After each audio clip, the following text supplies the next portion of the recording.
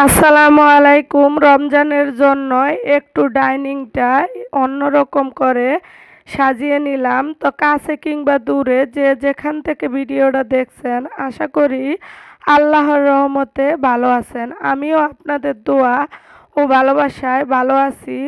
তা আজ আমি আমার একটা ডেইলি ব্লগ নিয়ে চলে আসলাম আপনাদের সামনে। তা আশা করি আপনারাও ফুল ভিডিও জুড়ে আমার সাথেই থাকবেন। তো ছোট ছেলেকে নিয়ে স্কুলে গেলাম। স্কুল থেকে ফিরে আসার সময় কিছু সিঙ্গারা নিয়ে আসলাম, যে ভাবলাম চা বানিয়ে নিব, কারণ এই টাইমে গ্যাসও থাকে না, একদম কম।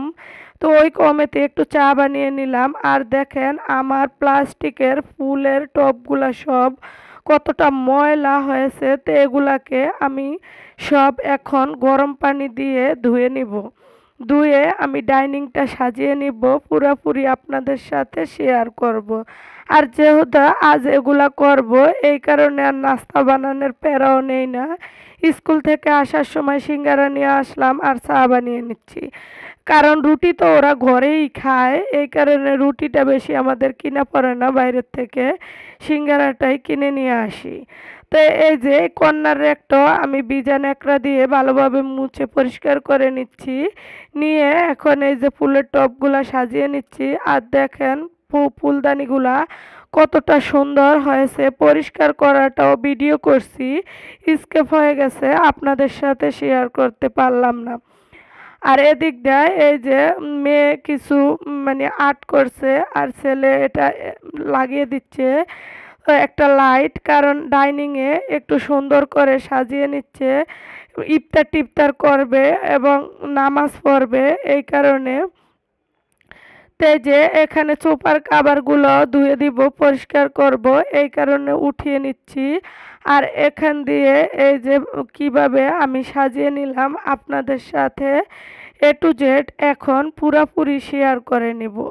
তো ডাইনিংটা একদম ওই ছোট, তো ছোট জায়গার মধ্যে যেইভাবে আমি এতগুলা জিনিস রাখি আর একটু সাজিয়ে নিচ্ছি, এটাই আপনাদের সাথে একটু শেয়ার করতেছি। তো যে যে দেখছেন যেখান থেকে একটু হলো কোনো ক্রমে কোনো দিকে ভালো লাগলে অবশ্যই লাইক ফলো করে কমেন্ট করে জানাবেন। তো এই পুতুলগুলা আপনাদের সাথে সাজিয়ে নিচ্ছি শেয়ার করানোর জন্য। আমি একটু দেখাইতেছি। এগুলা তো সামনে রেখে নামাজ হয় না, তা আমি এগুলা সব লুকিয়ে রাখি। এখন সাজানোর জন্য এগুলা এনে একটু সাজিয়ে গুছিয়ে আপনাদের সাথে শেয়ার করতেছি। তো এই যে আমার ছেলে এটা লাগাইলো, এটা কি আপনাদের সাথে শেয়ার করব না?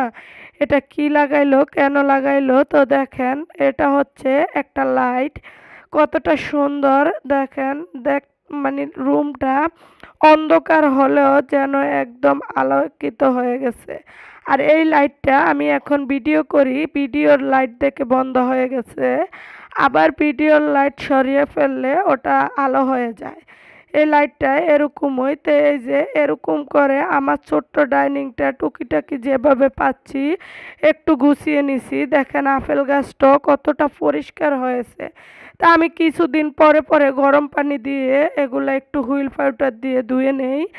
আর এখানে আমার ডাইনিং টেবিলটার এই ডাইন সাইডে হচ্ছে শোকেস, বাম সাইডে ডাইনিং টেবিল আর একটা র্যাক। তো এই র্যাকটা আমার ঢাকা আসার পরে আজ 17-18 বছর হয়ে গেছে। তো এইটাতে আমি অনেক কিছু রাখতে পারি, এই কারণে আমি ফালাই না, কিন্তু এটা রাখারও জায়গা নাই, কারণ আমাদের ফাঁকের ঘর একদমই ছোট, এই কারণে এটার জন্য ডাইনিংটা একটু খারাপ লাগছে। তো খারাপ লাগলো, করার কিছু নাই, কিছু কিছু জিনিস আছে নষ্ট হয়ে গেল অনেক প্রিয় থাকে, ভালো লাগে।